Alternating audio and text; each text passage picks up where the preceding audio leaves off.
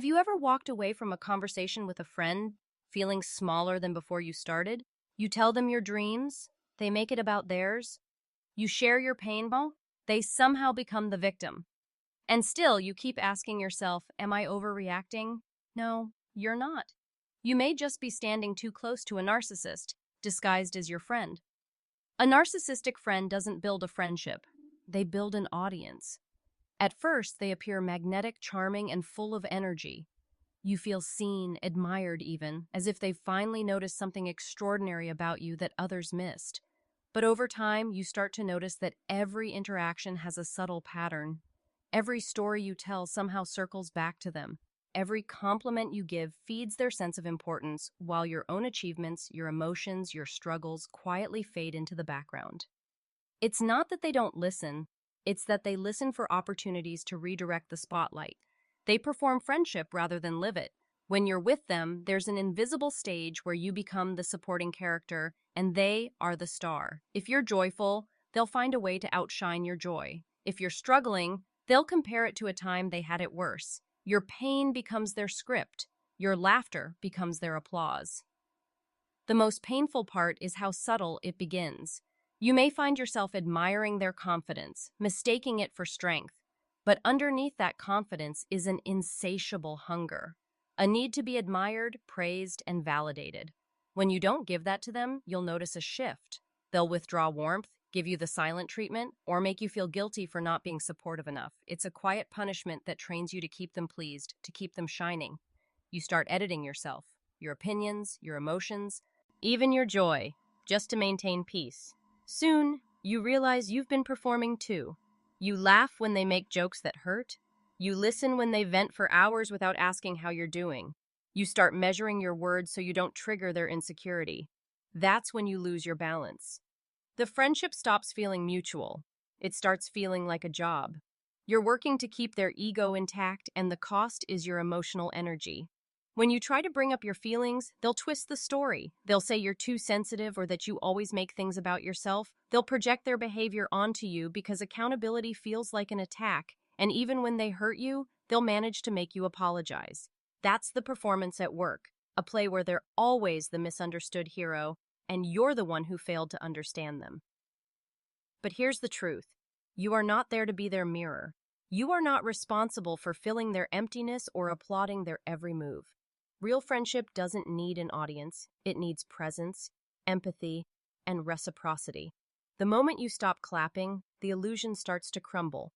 You begin to see that what you thought was connection was really consumption of your time, your attention, your kindness. And that realization, though painful, is the first step toward reclaiming your voice. Because friendship isn't supposed to drain you. It's supposed to remind you who you are when you forget. There's a certain ache that comes from realizing every conversation with your friends somehow circles back to them. You start noticing it slowly, in small, almost invisible ways. You share a story about your day, a challenge you're facing, or something that excites you. Within moments, the focus shifts. They're talking about their similar experience, their struggle, their success, their perspective. It's as if your words only serve as stepping stones for them to talk about themselves. What begins as a dialogue gradually turns into a monologue, and you become a listener in a friendship that used to feel mutual.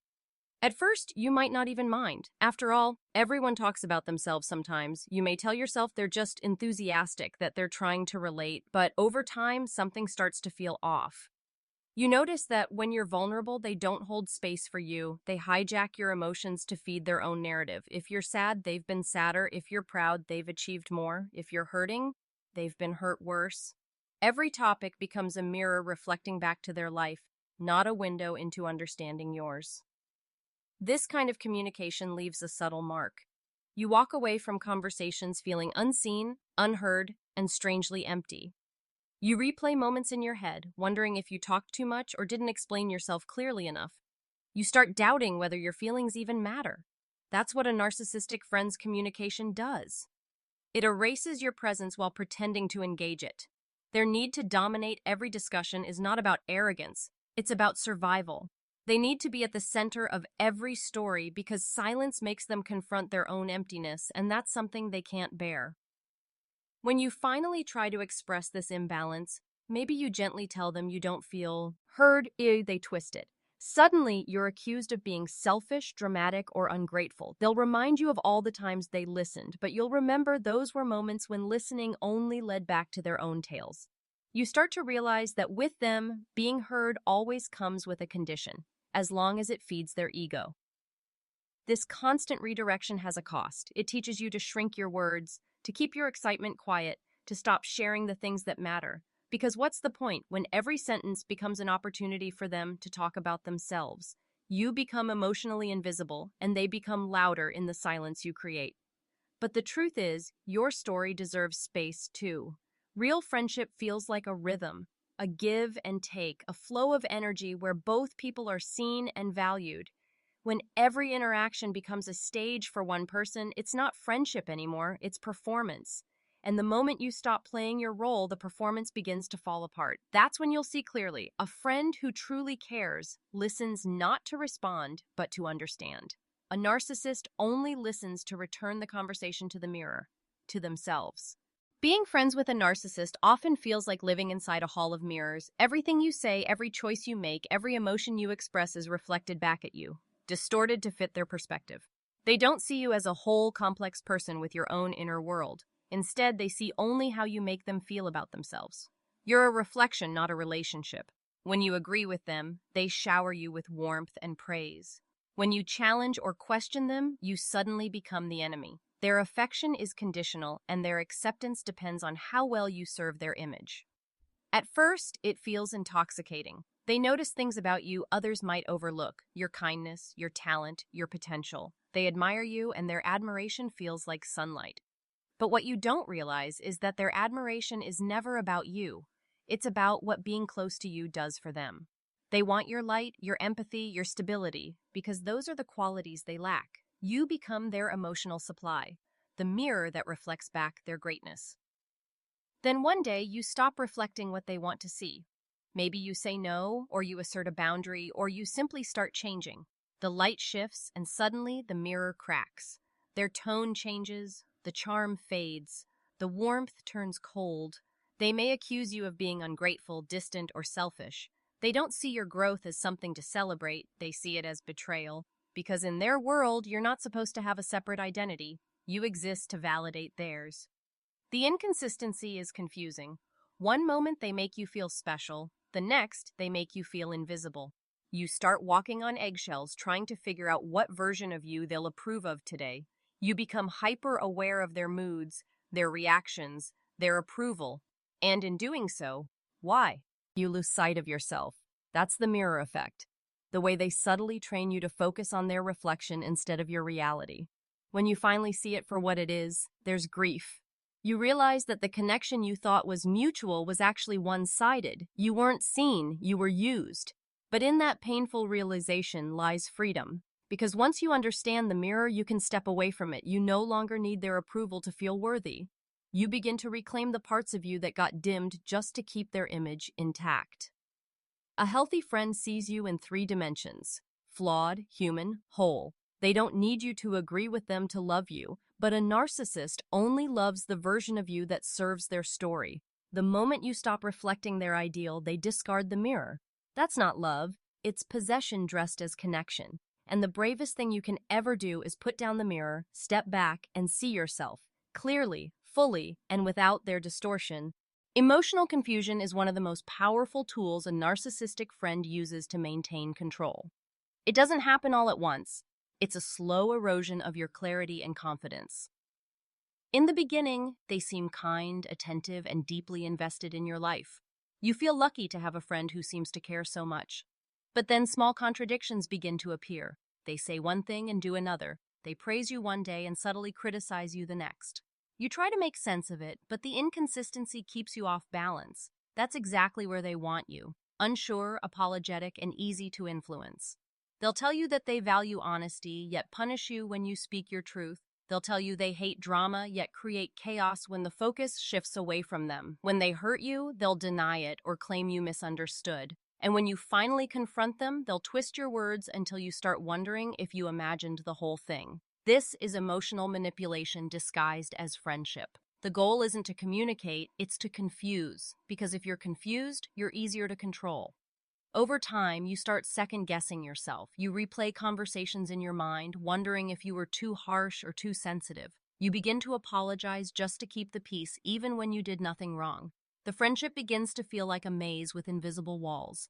No matter which direction you turn, you end up back where they want you, uncertain and dependent on their approval to feel okay. That uncertainty becomes exhausting. You lose trust not only in them, but in your own judgment. What makes this confusion so damaging is that it doesn't always look like cruelty. Sometimes it comes wrapped in concern. I'm just trying to help you. Or, you're overthinking. I only want what's best for you. Other times it's delivered with affection. A hug after an insult, a compliment after a criticism. These contradictions keep you emotionally hooked because you're always chasing the version of them who seem to care. You believe if you can just be patient, they'll return to that person. But that person was never real. It was a mask used to earn your trust. Once you see through the confusion, the fog starts to lift. You begin to recognize the pattern. Idealize, devalue, control. You understand that the instability was never your fault. It was their strategy. Narcissists create chaos because stability threatens their dominance. When you're calm and self-assured, they can't manipulate you. But when you're anxious and uncertain, they regain power. Clarity is your freedom. When you start naming their behavior instead of explaining it away, they lose their hold on you. You stop trying to decode their mixed messages and start trusting your intuition again. The confusion begins to fade, replaced by something steadier, peace. And in that peace, you finally remember what a real friendship feels like, one that brings safety, not chaos. There's a certain kind of exhaustion that comes from being friends with a narcissist. Not the kind that comes from a long conversation or a busy day, but the kind that seeps into your spirit. It's the fatigue of constantly giving your time, your attention, your empathy, only to leave every interaction feeling a little emptier than before. A healthy friendship refills you, a narcissistic one drains you. The energy exchange is always uneven, and you rarely notice it until you're running on fumes. Narcissistic friends have a way of pulling energy from everyone around them. They crave validation like air, and they know exactly how to get it. They might come to you with emotional crises, endless stories about how they've been wronged, or subtle comments that invite reassurance. You offer comfort, advice, and understanding, because that's what good friends do. But what you don't realize is that the same scenario repeats again and again with no resolution. The problems never end because the goal isn't healing, it's attention. Your empathy becomes their fuel. At first, you feel needed. You might even feel a sense of purpose in helping them. But over time, something shifts. You notice that when you need support, they're suddenly unavailable or dismissive. Your struggles are minimized, your feelings brushed aside. If you express frustration, they make you feel guilty for not being more patient or kind. The energy always flows in one direction, toward them. And if you stop giving, they'll either withdraw affection or create drama to pull you back in. This kind of emotional imbalance leaves deep marks. You start feeling guilty for setting boundaries as though protecting your peace is selfish. You start measuring your worth by how much you can give, not how much you are valued. You may even confuse the constant chaos with closeness, mistaking emotional intensity for intent. Macy, that's how deeply they condition you to equate love with depletion. But real friendship doesn't drain you. Real friendship is an exchange, a rhythm where both people pour into each other, not one endlessly taking while the other quietly empties. In a healthy relationship, you leave conversations feeling grounded, seen, and lighter. You laugh, you share, you grow together. There's no performance, no constant need to rescue someone from themselves. When you finally begin to recognize the imbalance, you may feel guilt for stepping back. That's part of their hold. They've trained you to associate peace with abandonment. But peace isn't abandonment, it's healing. And when you choose to stop feeding their need for constant validation, you reclaim your own energy. The truth is, your compassion is a gift, not a resource for someone to consume. You are not here to be someone's endless source of validation or emotional repair. You deserve friendships that recharge your spirit, connections that give back what you give out. Because when love is real, it doesn't leave you empty, it leaves you whole. Awareness is the turning point, the moment everything begins to shift. For so long, you may have lived in confusion, doubting yourself, making excuses for their behavior, convincing yourself that maybe you were the problem. But once the fog lifts and you finally see the pattern, everything starts to make sense. You recognize that what you mistook for love or loyalty was actually manipulation. The endless cycles of guilt, charm, and chaos weren't normal. They were control. And in that awareness lies your freedom. Not the kind that happens overnight, but the kind that unfolds slowly as you begin to reclaim yourself piece by piece. The first wave of awareness is painful. It hits like grief. You realize that the person you called your friend may have never truly seen you, that their affection was transactional, and that their empathy was often an act. You remember the times you cried in silence after a conversation that left you drained, the apologies you gave just to keep the peace, the dreams you dimmed so they wouldn't feel threatened. Awareness forces you to look at all of it, the good moments that hooked you, the bad ones that broke you, and the subtle ways you lost yourself trying to keep the relationship alive. But awareness is also light. It shows you where your power was hiding all along, not in changing them, but in choosing yourself. You begin to understand that you can't save a narcissist from their emptiness. You can't teach them empathy, you can't love them into kindness, and you can't earn their respect by giving more of yourself away. What you can do is step out of the role they assigned you. You can stop feeding the cycle. You can decide that peace is more important than being understood. This doesn't mean the journey is easy. Narcissistic friends don't let go quietly. When you stop playing their game, they often retaliate with guilt, gossip, or sudden bursts of affection meant to pull you back in. But awareness gives you the clarity to see through it. You start to recognize their behavior not as love, but as strategy. And with that clarity comes strength. You learn that boundaries aren't cruelty. Their protection. Silence isn't weakness, it's power. Distance isn't coldness, it's healing. As you step away, you'll notice something profound. Your energy begins to return. The heaviness you once carried starts to fade. You laugh without worrying how it will be perceived. You speak without editing yourself. You rest without guilt. You begin to remember who you were before their approval mattered so much. Awareness doesn't just end the relationship, it transforms you. It teaches you to listen to your intuition, to trust the small voice that always knew something was off. It reminds you that real friendship feels safe, steady, and mutual. And most of all, it frees you to create space for the kind of connections that don't demand your pain as proof of your loyalty. Because once you awaken, you never again settle for anything less than peace,